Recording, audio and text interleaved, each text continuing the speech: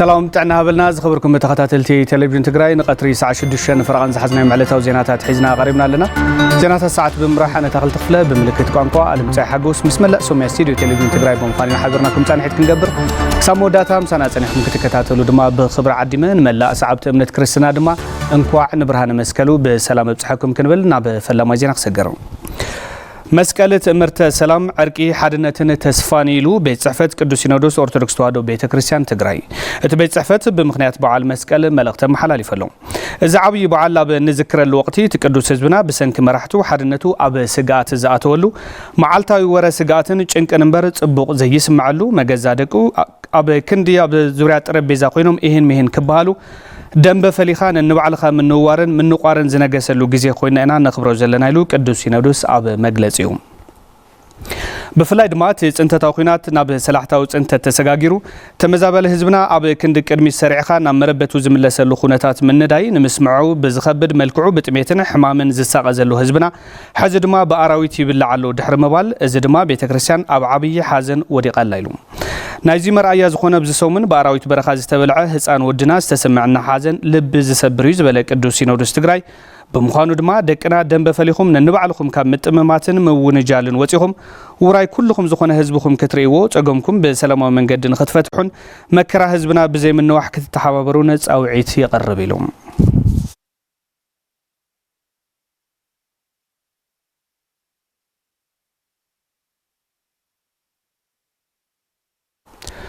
مجلسي فقري سلام من حدنتن زخونه بعال مسكل انتنخبر نتمزابلتن كالو صقوماتن بمحجازن متحللاين كون كم زغبا ليكا باباس هاجر سبكت مقله بوصو ابنو إساياس بعال مسكل مخنيات بمغوار اب زحلفو ملختي غليصوم قبر مدن تولد مدن كم سعو كقربوي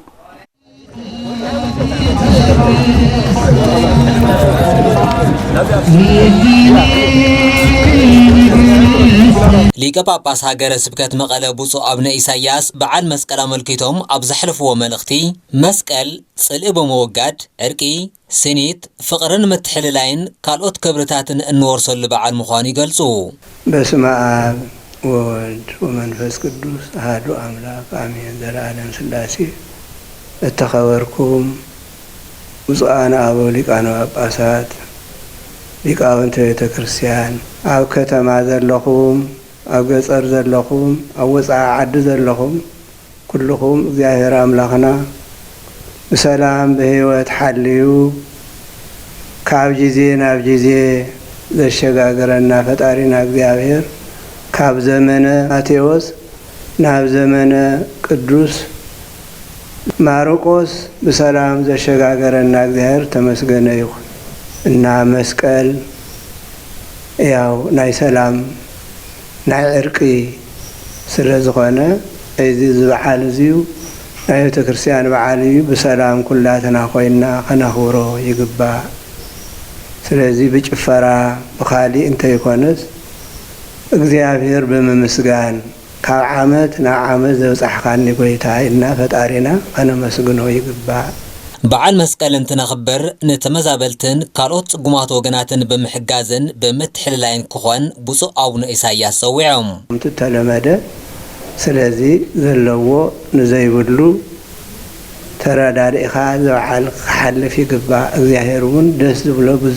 ብዙ ምክንያቱን እዩ ናይ ጽል ግድግዳ ዘፈረሰ ኣብ መስቀል ወጽ ስለዝኾነ ስለዚህ ሁላትና በፍቅሪ በሐድነት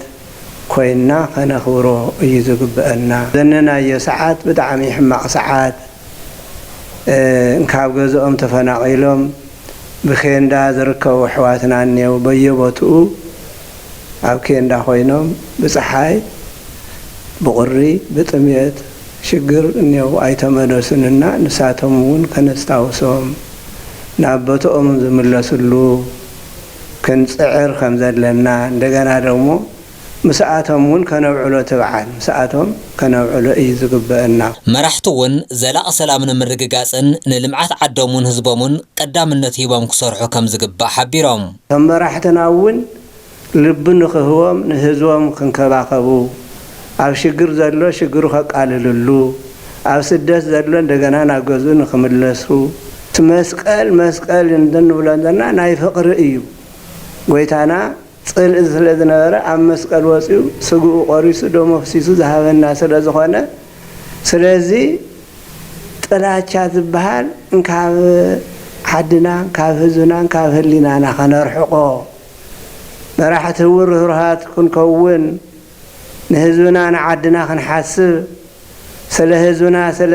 ዓድና ክንሽገር ክንጭነቕ ይግባእ።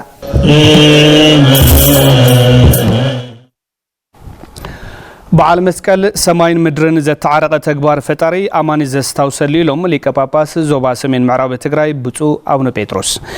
ኩሉ ሻብ ፈጣሪን ወዲ ሰብ ዝፈጸሞ ብቃላት ዘይግለጽ ውዕለታ ንዝተጸገሙ ብምሕጋዝ ኣመንቲ ናይ ተግባር ሰባት ክኾኑ ድማ ብፁዕነቶም ምዒዶም ኣለው። ተኸታቲልና ንመለስ።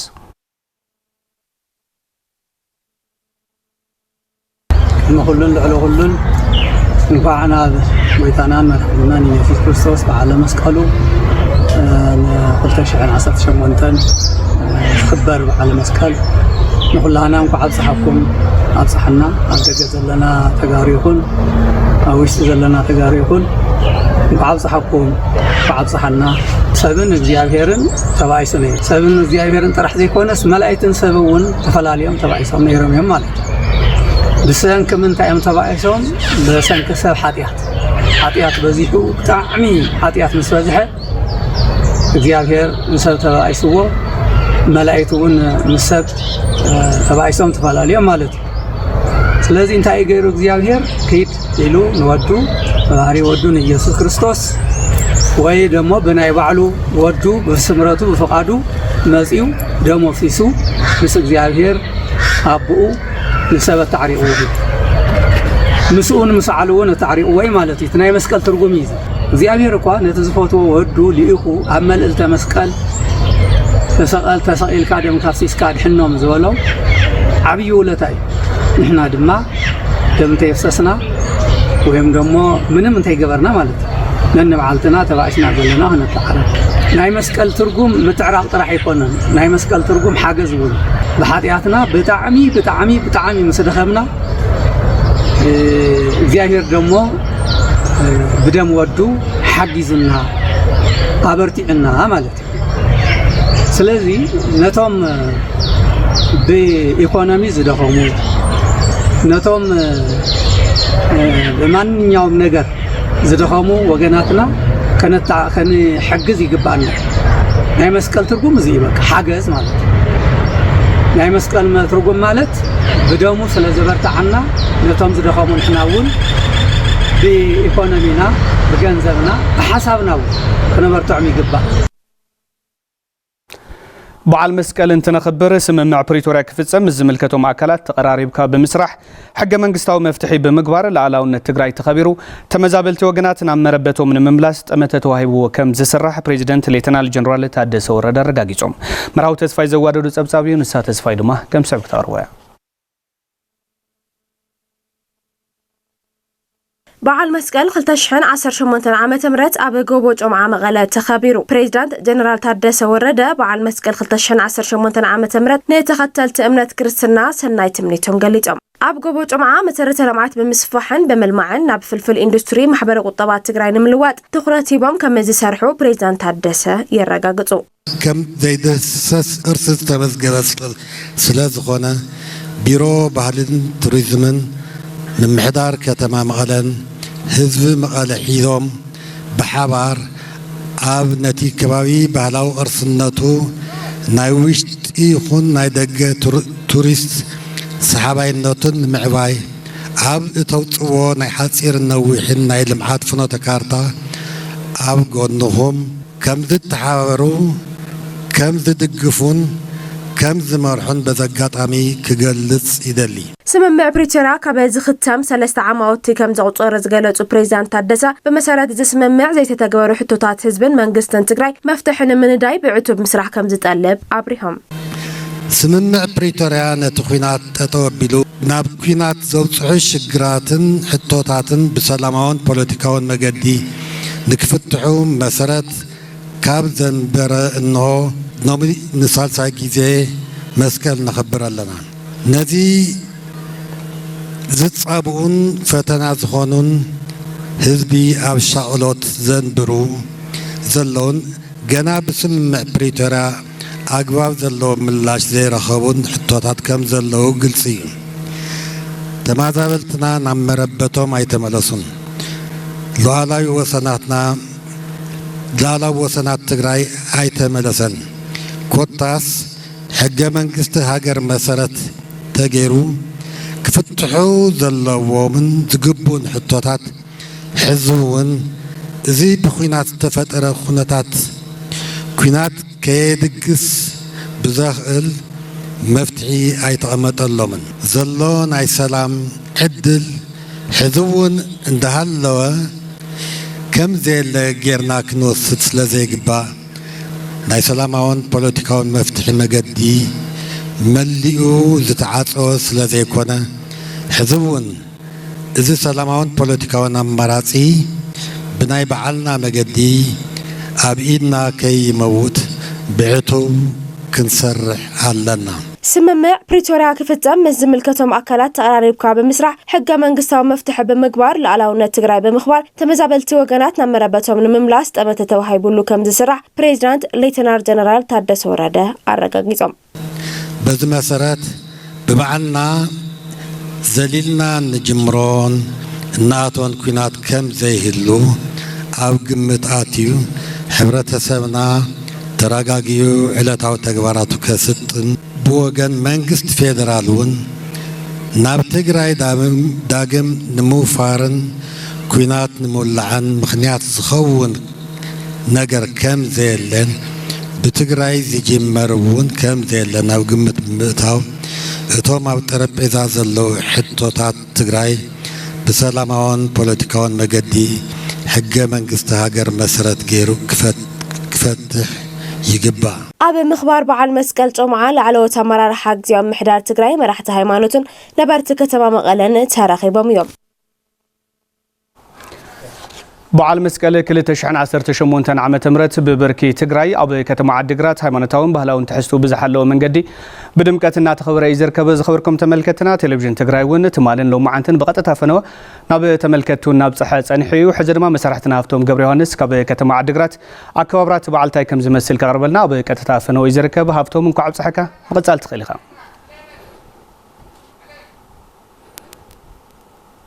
መስቀል 2018 ዓመተ ምህረት ብብርኪ ትግራይ ኣብ ዓጋመ ንሰላምን ሓድነትን ትግራይ ብዝብል ኩነታት ካብ ዝሓለፉ 2 ሰሙናት ተተሒዙ ኣብ ከተማ ዓዲግራት ብፍሉይ ድምቀት እናተኸበረ ፀኒሑ እዩ። ሎሚ ድማ ከም መዛዘሚ ናይቲ በዓል ማለት እዩ ኣብ ስታድየም ወልዋሎ ብድምቀት ተኸቢሩሎ ሃይማኖታውን ባህላውን ትሕዝቶታት ናይቲ በዓል ድማ ክቐርቡ ዕለመ ምኩራት ተመልከቲ ካብ ዝተፈላለዩ ክፍላት ዓለም ዝመፁ ኣጋይሽ እውን ተረኺቦም ኣለዉ። ኣብቲ በዓል ካልኦት ካብ ዝተፈላለዩ ወረዳታት ትግራይ እውን ተረኺቦም ኣብቲ በዓል ናይ ትግራይ ባህሊ ምትሕልላይ ሓድነት ዘርእየሉ ኩነታት ነይሮሞ ብሓፈሻ ናይቲ በዓል ምድላዋት ይመስል ነይሮሞ። ሕዚ ዘለፈታት ማዘል ድማ ሓላፊ ቤት ጽሕፈት ቱሪዝም ከተማ ዓዲግራት ኣይተ ሃይማኖት ተኽለማርያም ጋሻ ናይ ሰዓት ዜና ጌርና ሞለና ኩራት ተመልክትና ኣብ ከስገረኩም የቀኒየለይ እቲ በዓል ታይ ይመስል ኢልኩ ዓውፅሕሙን የቀኒየለይ ብጣዕሚ ምስግን ንመላ ህዝብና ውሽጢ ዓድን ወፃእን ዘለኹም በመለኹም እንኳዕ ንብርሃነ መስቀል ብሰላም ኣብፅሐኩም ኣብፅሕና ይብል ናይ ሎም ዓመት በዓል መስቀል ንሰላምናን ሓድነትን ትግራይና እነኽብሮ ዝቐነናን ሕጂ ድማ ብሃይማኖታዊ ስነ ስርዓቱ ኣብዚ ፍጻመ ዝረክብ ዘሎ ክቡር በዓልና እዩ። ብመሰረት ክብርታት ህዝብና ሃይማኖታውን ባህላውን ስነ ስርዓቱ ሓልዩ ንኽካየድ መዳለዊት ኮሚቴ ዝተፈላለዩ ምድላዋት እናገበረን ብድምቀት እናተኸበረን ቀኒ እዩ። እዚ መላእ ህዝብና ኣሳቲፍና ነካይዶ ዘለና ክቡር በዓል ሎሚ ኣብዚ ኣብ ወልዋሎ ስታድየም ተረኺብናሉ ዘለና ብዝደመቐ ሃይማኖታዊ ስነ ስርዓት ፍጻመ ረኺቡ ኣሎ። ኣብዚ በዓል ሎም ዓመት ፍልይ ዘብሎ ኣለዎ። ሰላምን ሕብረት ሓድነትን ትግራይ ንምርግጋጽ ካብ ዝተፈላለዩ ዞባታት መፅን ብባህልን እናርአዮ ዝቐኒየን ናብዚ ካብ ሰሜን ምዕራብ ንኩናማ ብሄረሰብ ሓዊሱ ኣዝዩ ድሙቕ ዝኾነ ባህሎም ከርእዩ ፀኒሖም እዮም። ከምቲ ክትከታተልዎ ፀናሕኩም ትማሊ ኣብ ካርኒቫልን ኣብ ካልኦት ፕሮግራማትን ተሳቲፎም ሎሚ ከዓ ኣብዚ ኣብ ሃይማኖታዊ ስነ ስርዓቱ ብዝለዓለ ክብሪ ተፀንቢሎም ውዒሎም እዮም። መስቀል ናይ ሓድነት ናይ ዕርቂ ሃይማኖት ምልከቶም ካልኦት ላዕለዎት ሓለፍቲ መንግስቲ እውን ክገልጽዎ ፀኒሖም እዮም። ካብዚ በዓል መስቀል ሰራይ ሓድነትን ፍቕርን ምትሕልላይን ታይና ክንመሃር ንኽእል ተጋሩ ብፍላይ ምስ ዘሎ ኩነታት ተኣስዩ ብጣዕሚ ምስግን ትግራይ ንሰላምን ሓድነትን ትግራይ እናዚ በዓል እዚ ክነኽብር ከለና ቅድሚቲ ጀኖሳይዳዊ ኩናት ዝነበረ ኩነታት ክምለስ ኣሎ። تقرأنا بحبرات بحدنت قبل معتنا أب سلامنا أديمنا كنسرح لنا بروح تصفنا تقرأنا كتحول لوا إذا كاهن بالنا بحنتي ما أديك نعسل لنا هذا أب تنكر كنا هاتن أب سلام من حدا كن لنا أنا مسك ترجمون السيو ناي أسبي ريكاي مخا ناي أسبي كبابي أن هالراس الاستزرعينا ناي بعلا كابرا بحال ترح زي كونس تناي حدنت الناس سلام مريمنا كاب زوا ماكل عدوان أقسم كتمات دم زخنا بهلم كورينا عندي ما كله تساتيفهم مالتي كلا تقول كاب رايا كاب دو زوا دو مغلا كابتات ما بركت ولا جاي شافزي تساتيفهم ميم كاب إيروب بفولي بهالتات سلزي تاي كبر دليل تبهلنا تكبرتاتنا لا سلام بحدنت ولدنا نابزي زحنا تقرأينا لمون مناسي نحنا أبزلنا تولدي تاريخ كي حتىنا نسلام نحدنت نمعت بشم مسكل كم تهازي بحد خوينا وعيلنا زلنا كنت تجه لنا يا زبل يغني لي بدي قام بروح بعد خلنا سنة بعد نخلنا يعني كرات تملكتي زنورنا حاورتنا زي مستر نيرو أب قصالي بخلي تحسوا كنرخو كوني سنة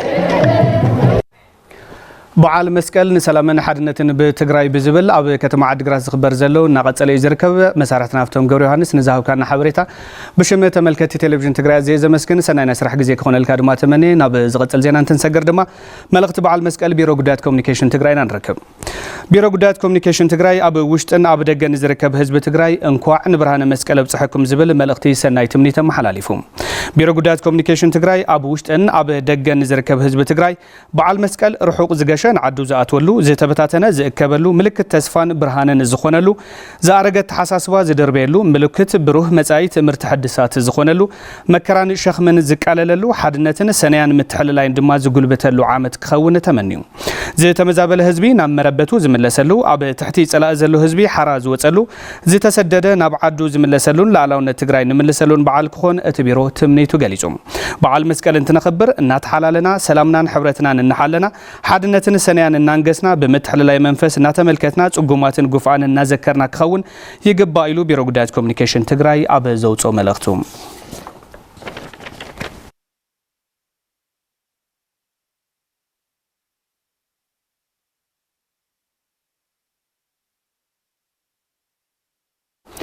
بمخنيات بعال مسكل حدنتن متحللاي نمملخات زعلم فيستيفال تساليتم بعال مسكل انتنخبر حدنت فقرن متحللاين بمتنخار كخون يغباونه تبايللو هافتوم غبر يوحنس واريدو يوحنا ولاي دما كم سعوك تقربا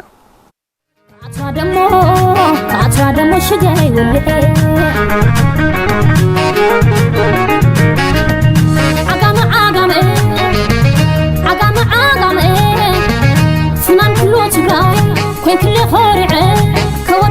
فيستيفال بيتسب يبحال تحزلنا له مريقو بعلته مريقو تخفيت زلو كم تريوا زلهم تي ناي عقام كبرتات ባህልታት ፍላይ ድማ መስቀል አካባቢ ጋሻ ንቅበለሉ ከም ባህልና ኣብዚ ተነ ናይ ባህላዊ ምግብታት መስተታት ዘቅርባየ بمسارات كبرتات حزب عقامة حزب تግራይ ፍላይ ድማ ኣብዚ ኣብ ዓድግራትን ከባቢውን حزب عقامة ታዩ ኣብ ዕለት 16 ናብ ከባቢታት ገጠር ናብቲ ተወለዱሉ ከባቢታት ምውፋር تناي سنة سرعة ባህላዊ ስነ ስርዓት እዩ ዘخبر ምስ ቤተሰቡ ካብ ዝነበረ ነይሩ ኣብ ወፃኢ ይኹን ኣብ ውሽጢ ኢትዮጵያ ወይ ድማ ውሽጢ ክልልና ኮይኑውን ካብ ቤተሰቡ ተፈልዩ ፀንሐ ኣብዚ በዓል እዩ ዝመጽእ ደሞ ደሞ ደሞ የደሞ መጥዓኸለኒ ሳኽወል ዋሎ ፈጣሪ ጎታ በቆረኒ ዝብሎ በባህልና መሰረት ማለት ባህል ዓጋመ ጥሕሎ ሜስ ቡና ሰረሞኒ ኩሉ ሒዝና ቀሪብና ኣለና በባህልና መሰረት ማለት ዝበዓል እዚ ኣብ ዓጋመ ብጣዕሚ ድሙቕ ክቡር በዓል እዩ ምስ ቤተሰብና ከዓ ኣብ ርሑቕ ዘሎ ቀረባ ዘሎ ኩልና ተኣኻኺብና ብሓባሪና ንውዕል ብጣዕሚ ደስ ዝብል መስቀል ኢና ንሕልፍ እና ንኤምኤስ ንኤ ጥሕለሎ ጽቡቕ እዩ ጽቡቕ በዓል እዩ ምስ ቤተሰብ ኣብ ርሑቕ ዘሎ ቀረባ ዘሎ ብሓንሳብ ተሓባቢርካ ብሓንሳብ ሓሪድካ ብሓንሳብ ናበልዕኻ ናሰተኻ يسميسك سواصمك يوعل او زسالطلو ያው ተባይስ ነበረ ዝዕረቀሉ ኩሉ ቤተሰብ ዝተኣኻኸወሉ ካብ ሩሑ ካብ ቀረባ ዝተኣኻኸወሉ እዩ ዝበዓል እዚ ማለት እዩ ከም መስቀል ብዙሕ ነገር ይኸትምሃር ማለት ፍቅሪ ሰላም ራህዋ ከም ዘሎ هزنا عملت خاب ጸልማት ነበረ መስቀል ክበርህ ከሎ ሁሉ ነገር ሎ እኽሊያቲ ብዙሕ ነገር ይኻ حدش هيوت يخات مرح صبوق تصفى حسك أخذ قرب عمته على المسكال كترك لها مالتي عطش من معنويني عطش من معنويني شقايت حلو مسحي حزبن من محدارن وردا ريا چرچرن አባላት ኃይልታት ጸጥታ ትግራይ ንመውዓሊ በዓል መስቀል ትሽዓተ ብዑርን ሰለስተ ጣል ነበርኪቱም እቲ ዝተገበረ ሓገዝ ህዝብን ኃይልታት ጸጥታን ዘለዎም ሓድነታዊ ምትእስሳር ዝያዳ ዘጠናኸር ምዃኑ ድማ ተሓቢሩ ነቶም እንሳትን አባላት ኃይልታት ጸጥታ ትግራይ ዘረከቡ አማሓዳሪ ወረዳ ራያ ጨርጨር አይተ ደስየ ያለው እቲ ሓገዝ መቀጸልታ ናይቲ ህዝቢ አብዋን መኸተይ ገብሮ ዝነበረ ሓገዝ እዩ ድሕር ምባል እዚ ድማ ህዝቢ ኣብ ልዕሊ ኃይልታት ጸጥታ ዘለዎ እምነት ኣዝዩ ጽኑዕ ምዃኑ ዘረጋግጽ እዩ ክብሉ ሓቢሮም ኣብቲ ስነ ስርዓት ርክክብ ዝተረኸቡ ዋና አማሓዳሪ ዞባ ደቡብ ትግራይ አይተ ዝናቡ ገብረመድን ህዝብና ብቐጻልነትን አባላት ኃይልታት ጸጥታ ትግራይ ዝገብሮ ዘሎ ሓገዝ ኣብ መንጎ ህዝብን ኃይልታት ጸጥታን ዘሎ ሓድነታዊ ምትእስሳር ዝያዳ ዝሰጣጠም ምዃኑ ዘመላኽቱ ይክብሉ ተዛሪቦም ነቲ ሓገዝ ዝተረከበ አባል ላዕለዎት ኣመራርሓ ኃይልታት ጸጥታ ትግራይ ተጋዳላይ ትንስኡ ብርሃነ ህዝብና በበዋኑ ዝገብረልና ዘሎ ኩሉ መዳይ ሓገዝ ኣብ ህዝባዊ ዕላማና ጸኒዕና ክንቃለስን ዘሰከመና ሓደራ ድማ ክንፍጽም ሓቦን ንሕን ዘስንቀና ኢሉ ከም ጸብጻብ ድምፂ ወያነ ትግራይ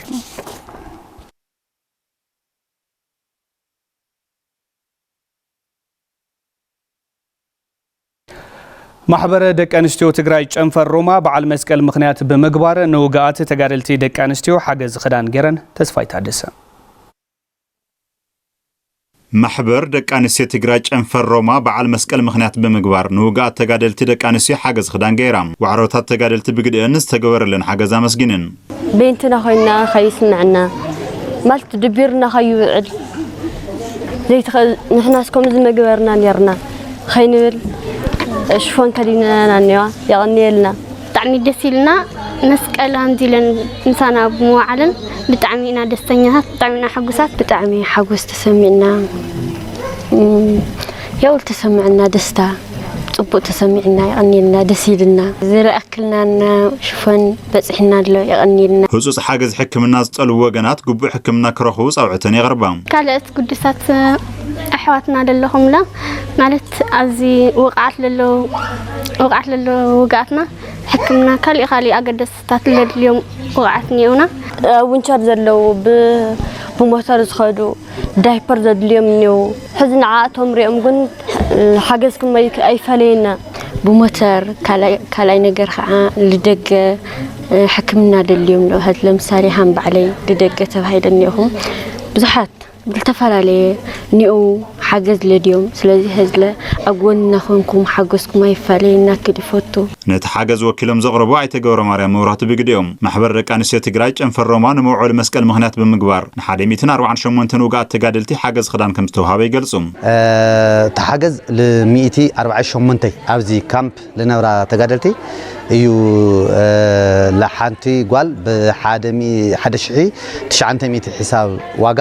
ያው ሽፎን ምስ ገበሩ خدينا ينزلنا ማለት እዩ ማሕበር ደቂ ኣንስትዮ ተጋሩ ጨንፈር ሮማ ብሙሉ ወጻይ ሳይሸፊናቶ ጸገም ውጋት ተጋደልቲ ብዘላቅነት መፍታሕ ድጋፍና ክነጠናኸር ይግባ ዝብሏት ሓባር ሆስፒታል ሕብረት ካምፓስ ተጋደላይ ተኸላይ ገብረ መድህን ማሕበር ደቂ ኣንስትዮ ጨንፈር ሮማ ዝገበሮ ድጋፍ አመስግኖም ኣብ መሰረታዊ ጸገምና ክፈትሕ ዝኽእል ኣብ ናይ ሕክምና ኣብ ጎኒ ናይ ሙያተኛታት ወይ ድማ ማእኸል ሪፈራል ሆስፒታል ሰራዊት ትግራይ ዝስርሑ ስራሕቲ ጎንና ኮይነን ክሕግዛናን ዊልቸር ማነው ሞተር ሳይክል ነዘድልን ዊልቸር ነዘድልን ዓቅመን ብዝፈቀዶ ክድግፋና ዓብይ ተስፋ እንዳገበርና ንትሕዚ ገረመው ዘለዋ ድጋፍ ግን ክብረት ይሃበልና ማሕበር ደቂ ኣንስትዮ ትግራይ ጨንፈር ሮማ ኣብ ዝተፈላለዩ እዋናት ንጉዳት ኩናት ሓገዝና በርከተት ከም ዝመፀት ንምርዳእ ተኻኢሉ ملكت برهانن بره تسفان زخونه بعال مسقل انتنخبر حزبنا يغاطمو ካብ ዘለው ዝተፈላልዩ ፈተናታት ወጪው ተመዛበልትና ናምበረበቶም ክምለሱን ሰላምን ሓድነትን ትግራይ ክድልድል በሓባርን ወፍረል ኢሎም ኣብ ስነ ስርዓት ምዕቋኽ ዘርኸብናዮም ነበርቲ ዓበይቲ ዓዲ ከተማ ዓዲግራትን ካብ ዝተፈላልዩ ክፍላት ዓለማት ዝመጹ ዲያስፖራ ተጋሩን ዮርዳኖስ ገብረስላሴ ዘራሪባ ከም ሰበ ሰናዲያቶላ